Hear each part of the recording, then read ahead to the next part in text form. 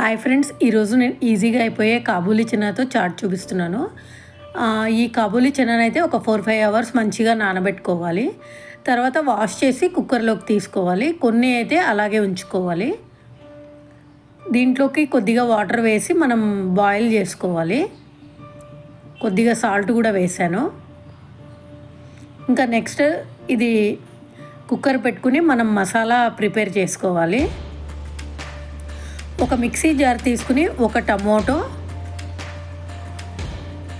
మిగిలిన కాబూలీ చనా, సాల్ట్, కారం వేసి గ్రైండ్ చేసుకోవాలి. వీడియోస్ని లైక్ చేయండి, షేర్ చేయండి, సబ్స్క్రైబ్ చేయండి. తర్వాత క్యారెట్, క్యాప్సికమ్, ఆనియన్, పచ్చిమిర్చి కట్ చేసి పెట్టుకోవాలి.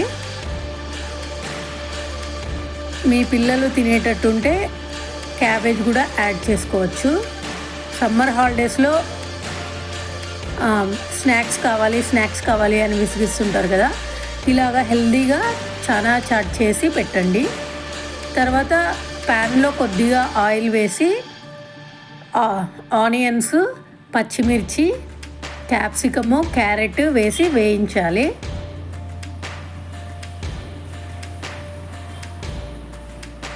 ఇవి అన్ని వెజిటబుల్స్ యాడ్ చేసాం కాబట్టి హెల్దీ కూడా. హార్డ్లీ ఒక 2 స్పూన్స్ ఆయిలే యూజ్ చేస్తున్నాము.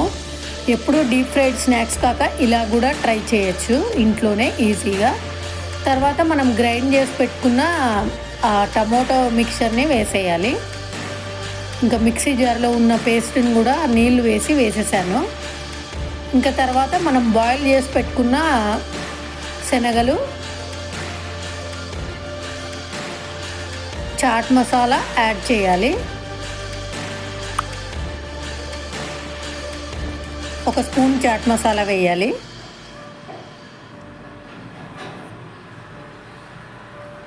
ఎప్పుడు డీప్ ఫ్రైడ్ స్నాక్స్ కాక ఇలా హెల్దీ స్నాక్స్ కూడా అప్పుడప్పుడు చేసి ఇవ్వచ్చు. ఇంట్లోనే చేస్తే చాలా లో బడ్జెట్లో అయిపోతుంది. ఈ కాబూలీ శనగలు పెద్దగా టైం పట్టదు. ఒక 4-5 అవర్స్ నానితే చాలు, బాయిల్ అయిపోతాయి. ఇంకా ఇది ఉడికింది అనిపించాక ఆఫ్ చేసేయాలి. తర్వాత ఒక ప్లేట్లో సర్వ్ చేసుకోవాలి. ఈ చాట్ వేసాక ఆనియన్స్ అయితే కంపల్సరీ వేయాలి, అప్పుడే టేస్ట్గా ఉంటుంది. ఈ ఆనియన్స్ వేసి తర్వాత పైన నిమ్మరసం పిండుకోవాలి. నేను క్యారెట్ తురుము కూడా యాడ్ చేశాను. కొత్తిమీర కూడా వేసాను.